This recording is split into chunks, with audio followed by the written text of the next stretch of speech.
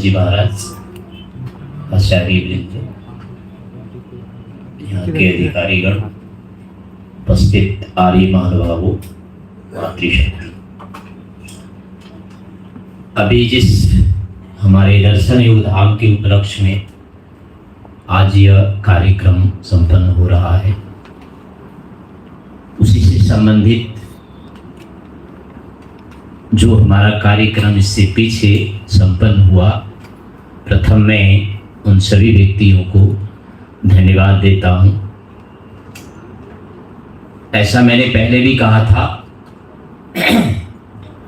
कि शायद हिंदी में तो एक कहावत है कि सपूत के पात पालने में ही दिख जाते हैं। गुजराती में भी शायद उसको कुछ कहते होंगे। हाँ, तो ये घटना तो हमने पहले नहीं देखी थी, लेकिन यहाँ तो जरूर देखी हमने।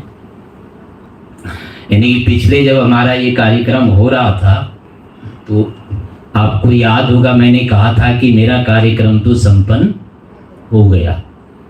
यानी आप लोगों का जो उत्साह मिला, देखने को मिला, आपकी जो स्थिति उपस्थिति मिली थी, इन सभी लक्षणों को देखते हुए मुझे ऐसा लगा था कि अपना कार्यक्रम निश्चय से सफल होगा, और जितनी शायद संभावना थी उससे अधिक हुई।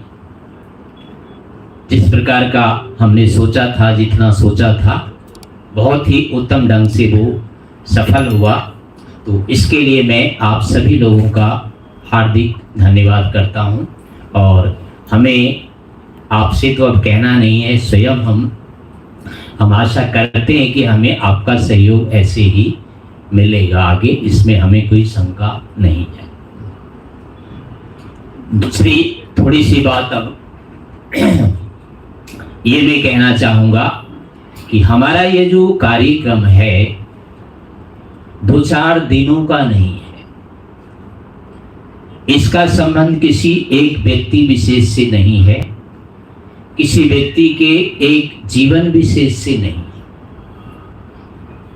यह एक शाश्वत हमारे जीवन की जो एक पद्धति है, उसको विकसित करने का, उसको सुरक्षित करने का और उसको आगे ले जाने का एक प्रावधान है।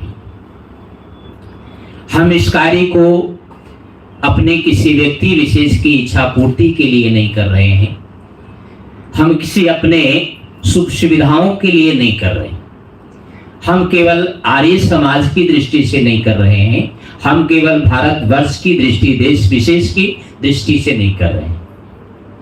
हमारी यह जो वैदिक परंपरा है, जिसका संबंध संपूर्ण विश्व से होता है, जिसका संबंध प्रत्येक प्राणी से है, हम उसी को सामने रख करके इस कार्य को आगे बढ़ाना चाह रहे हैं।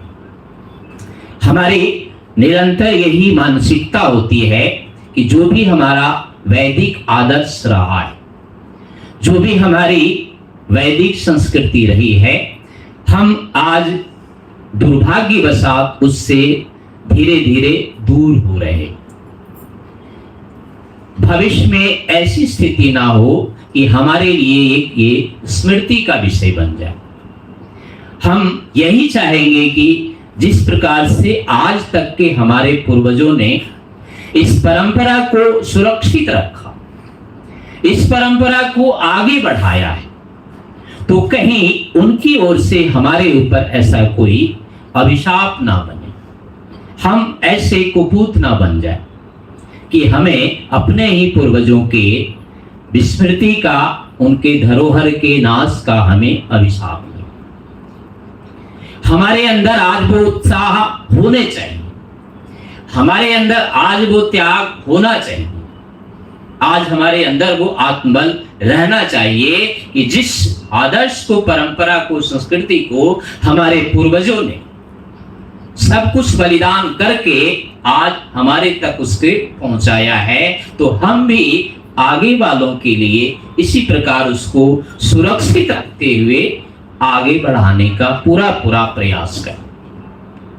हमारा ये जो संस्थान है आगे जो बनने वाला है उसमें हमने इन्हीं सब चीजों का ध्यान रखा। उसमें योगाभ्यास से लेकर के जितना भी सामाजिक कार्य है, राष्ट्रीय कार्य है, पठन पाठन के कार्य हैं, जीवन को एक दिशा देने का, सीधे सीधे साधनामय बनाने का जो जीवन के जो गतिविधि होती है उनका हम वहाँ पूरी तरह से संचालन करना चाहेंगे।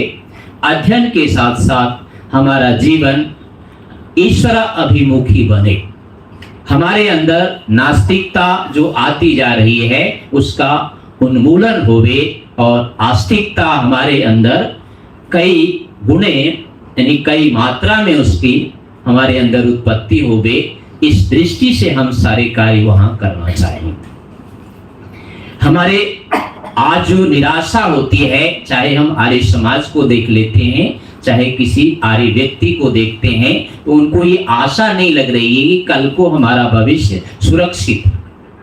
वस्तुतः ऐसा इसलिए हो रहा है कि जो भी हम कर सकते हैं उतना भी नहीं कर पा रहे। सामान्य रूप से हम दैनिक यज्ञ कर सकते हैं, लेकिन आर्य समाज में भी कहीं बहुत सारे हैं कि नहीं हो पा रहा। हम व्यक्तिगत रूप से संध्या कर सकते हैं, उपासना कर सकते हैं, योगाभ्यास कर सकते हैं, ऋषियों के ग्रंथों का स्वाध्याय कर सकते हैं, लेकिन हमारे लिए आज समय नहीं। व्यक्तिगत रूप में जिन कार्यों को हम कर सकते हैं वो भी नहीं कर पा रहे हैं, और इसके बाद कह रहे हैं कि हमारा भविष्य नहीं।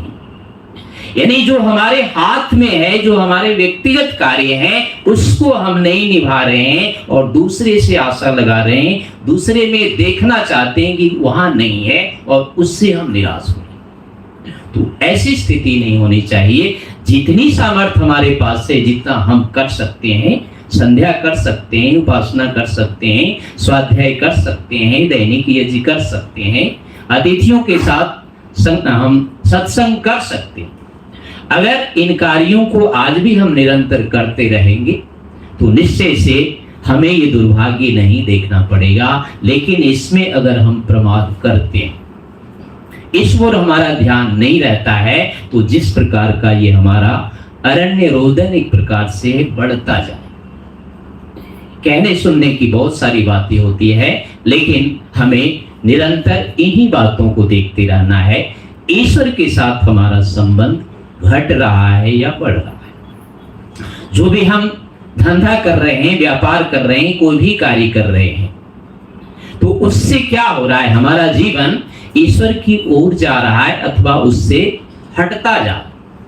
अगर ईश्वर से हमारी दूरी बन रही है तो ऐसे ही है जैसे कि कोई हम काम धंधा, कोई मजदूर है या कुछ करता है, दिन भर वो कमाता है, अगले दिन के लिए उसके पास कुछ नहीं बचता, उसका जीवन कभी भी सुखमय भविष्य में होने की संभावना नहीं रहती। तो ऐसे ही अगर केवल हम लौकिक उपलब्धियां करते रहेंगे, लौकिक कार्यों को ही करते रहेंगे, आध्यात्मिक कार्य नहीं करेंगे, ध्यान उपासना जैसे तत्वज्ञान जैसे विषयों का संग्रह नहीं करेंगे, तो हमारा सारा जीवन जो है जहां जैसे हुआ यहीं विलीन हो जाएगा।